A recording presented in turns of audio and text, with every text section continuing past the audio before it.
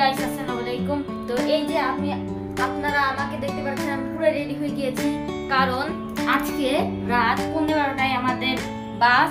আমরা কালকে ইনশাআল্লাহ শ্রীমঙ্গলে পৌঁছে যাব। তো আমার সাথে যাচ্ছে আমার আব্বু আম্মুও যাচ্ছে এবং আমার ছোট ভাই তাহমিদকেও আমি দেখাচ্ছি। তো বলো তাহমিদ, তোমার কেমন লাগছে? আমার অনেক ভালো লাগছে। তো আর বেশি কথা না বাড়িয়ে চলুন শুরু করা যাক। তো এখন আমরা আছি মহাখালী বাস স্ট্যান্ড। তো এই হচ্ছে আমাদের মহাখালী বাস স্ট্যান্ড, যেটা আমি ঘুরিয়ে দেখাচ্ছি আপনাদেরকে। এবং ওটা হচ্ছে আমাদের বাসের কাউন্টার, এই যে কেবলমাত্র যেটা দেখালাম।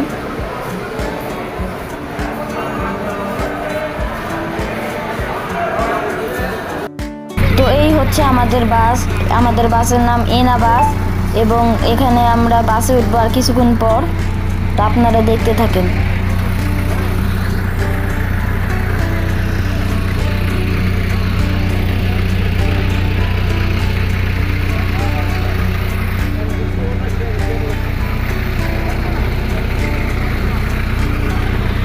তো আমরা একটু পরে বাসে উঠব। তো এই যে এখন আমাদের বাসের ভিতরে আমরা উঠে পড়েছি।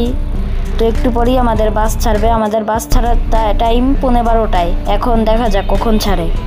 তো এখন আমি আপনাদেরকে পুরো বাসটা ঘুরিয়ে দেখাচ্ছি। এখানে আমরা নিয়েছি এসি বাস এবং এই যে এগুলো হচ্ছে সিট, উপরে ব্যাগ রাখার জায়গা আছে এবং এই যে আমার সিট, আমি যেখানে বসে আছি, এবং এই যে নিচে পা রাখার একটি জায়গা আছে। এই যে পাশের সিটগুলো এরকম, যে সিটগুলো কমফোর্টেবল আছে এবং উপরে লাইট আছে, এসি অন অফ করার জায়গা আছে।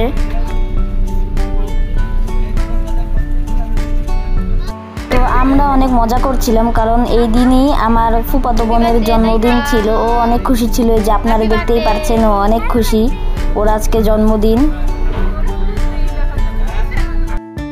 তো আমরা ওকে একটা ব্যাগ গিফট দিয়েছিলাম। এই ব্যাগটা ওর কাছে অনেক পছন্দ হয়েছিল।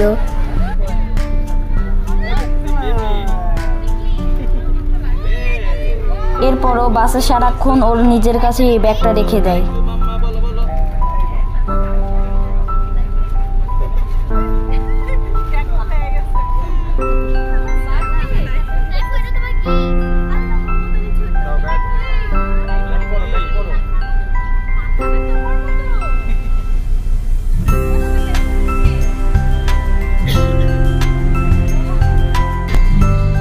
তো এই হচ্ছে আমাদের বাস ছেড়ে দিয়েছে। তো আমাদের বাস এই যে আপনারা তো দেখতেই পাচ্ছেন, একটু লেটে ছেড়েছে। যেদিকে আমাদের বাস ছাড়ার সময় ছিল 12:15টায়, সেদিকে কিছু যাত্রীর জন্য অপেক্ষা করতে গিয়ে আমাদের বাস ছাড়তে 12:15 বেজে গিয়েছে। তো এখন আমাদের বাস জ্যামের মধ্যে আছে। তো আপনাদেরকে আমি ভালোভাবে দেখাতে পারছি না, কারণ এখানে অনেক অন্ধকার ছিল।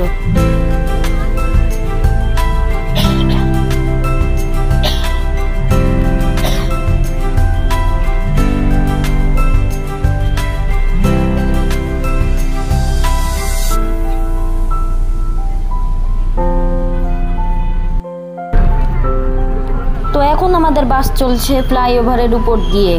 তো আপনারাও আমাদের সাথে দেখতে থাকেন।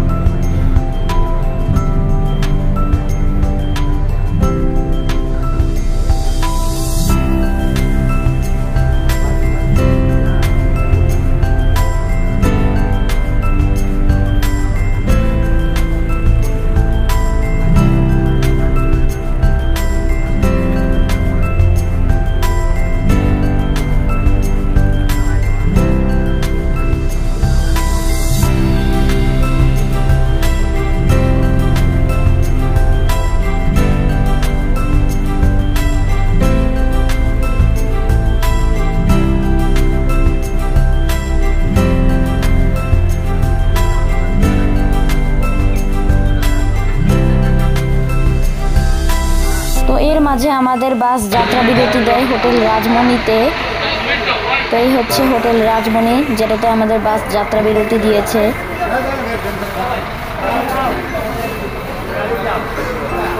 তো এখন হচ্ছে ভোরবেলা, তো আমাদের বাস এখন একদম প্রায় শ্রীমঙ্গলের কাছাকাছি। তো একটু পরেই আপনারা দেখতে পারবেন চা বাগান। তো আপনারা আমাদের সাথে সাথেও দেখতে থাকেন, একটু পরেই আমরা আপনাদেরকে চা বাগান দেখাবো।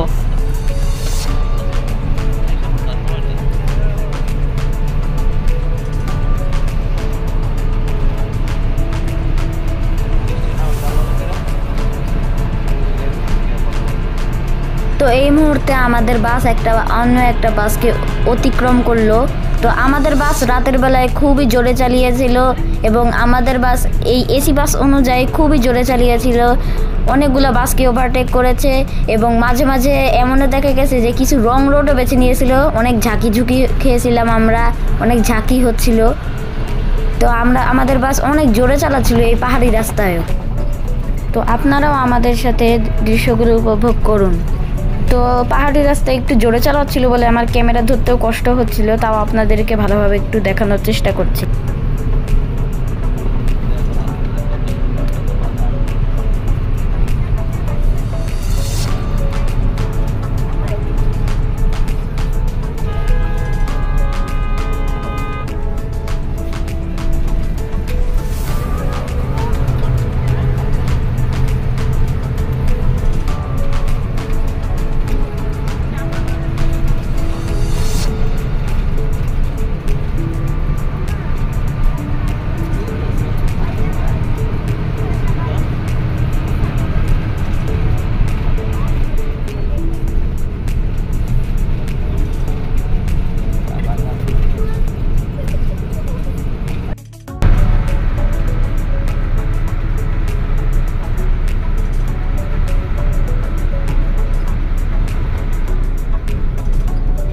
তো এখন আমরা প্রায় শ্রীমঙ্গলের কাছাকাছি চলে এসেছিলাম।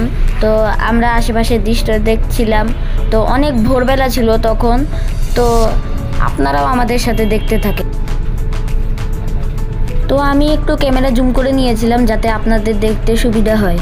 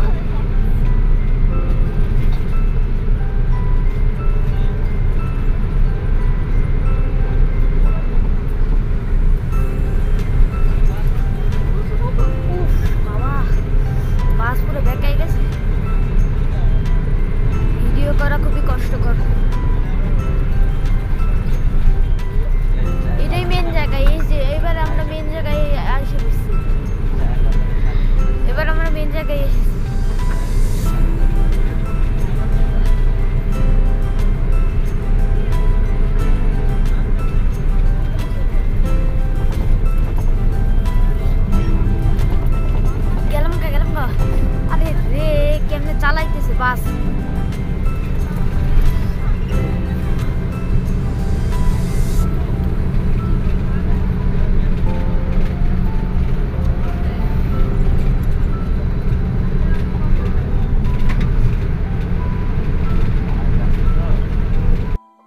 তো অবশেষে আমরা পৌঁছে গেলাম শ্রীমঙ্গল বাস স্ট্যান্ড।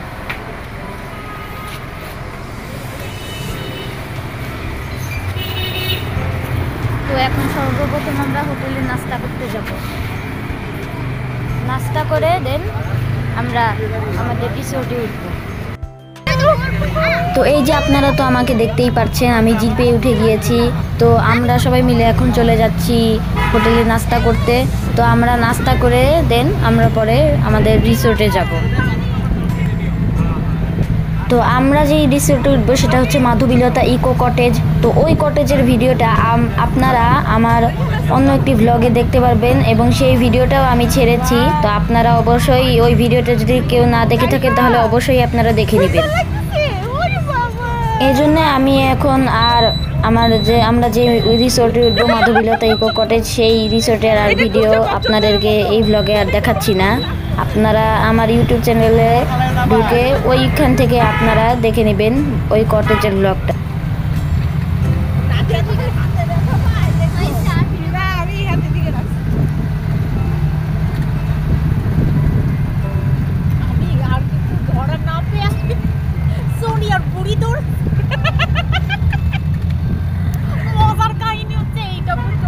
জোরে বৃষ্টি আসছে।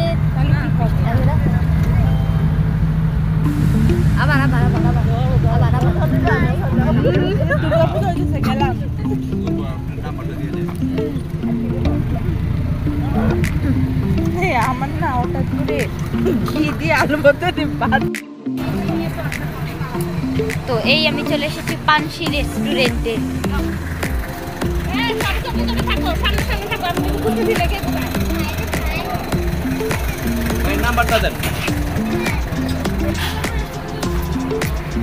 তো পানসি রেস্টুরেন্টে আমরা এখন ঢুকবো।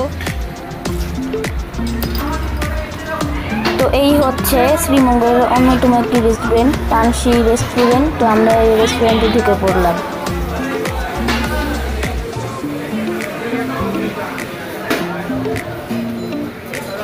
তো আমরা 3টা পরিবার নিয়ে মোট 14 জন ছিলাম। তো আমরা 14 জনই আমরা একসঙ্গে ঢুকে পড়ছি এই রেস্টুরেন্টে। তো আমরা এখন বসার প্রস্তুতি নিব।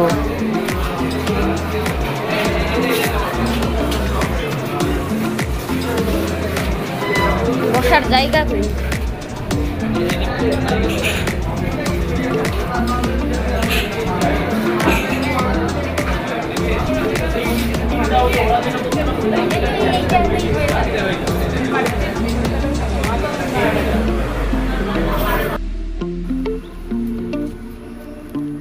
তো গাইস, এখন আমি চলে এসেছি রাবার বাগানে। এখন আমি রাবার বাগানে সব রাবার দেখাবো, চলুন দেখা যাক। এখানে ভরেছে রাবার, এই যে এই দিক দিয়ে পড়ে। কি নীরব।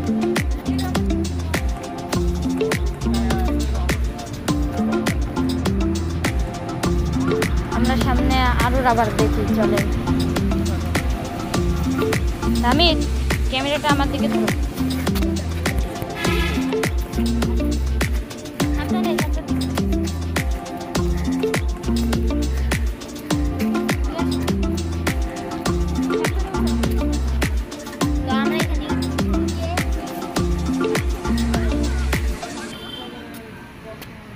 দেখা যাচ্ছে?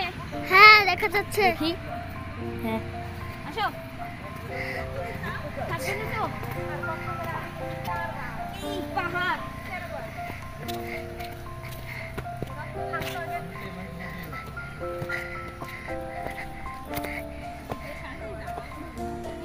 देखा नीचे देखा नीचे देखे আসো আস্তে আস্তে আসো। আমি না ব্যাকগ্রাউন্ড ভিডিও করব। আবার এখান দিয়ে পড়ে, দেখি। এই যে রাবার, কিভাবে রাবার পড়ছে দিক দিয়ে। এই যে রাবার, এই রাবার দিয়েই আমাদের পেন্সিল লেখা, পেন্সিল দিয়ে যে লিখি এই রাবার বানানো হয়। এবং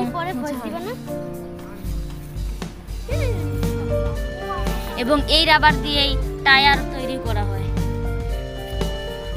এখান থেকে রাবারগুলো কারখানায় যায় এবং কারখানায় গিয়ে এগুলো প্রসেসিং করে রাবার তৈরি হয়। রাবিত,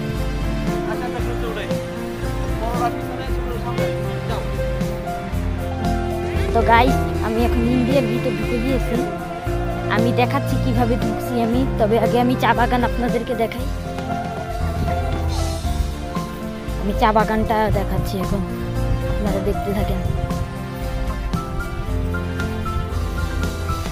তো আমরা কিন্তু পানসি রেস্টুরেন্ট থেকে খেয়ে আমাদের রিসোর্টে চলে গিয়েছিলাম এবং রিসোর্ট থেকে আমরা ফ্রেশ হয়ে তারপর আমরা এই রাবার বাগানে ঘুরতে চলে আসি। আমি তো যাই। তো এখন আমি এখানকারই চা বাগানে ঢুকে পড়ছি। তো আপনারা তো দেখতেই পাচ্ছেন কত সুন্দর লাগছে পুরো চা বাগানকে। তো চা বাগানের মধ্যে দিয়ে আমি হেঁটে যাচ্ছি।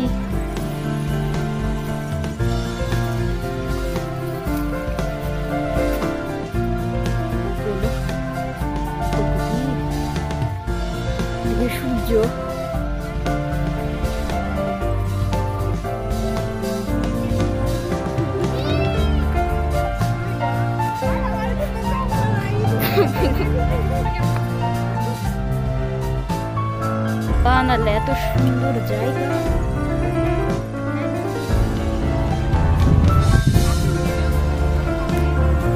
তো এখন আমরা আবার চলে এসেছি আমাদের কটেজে।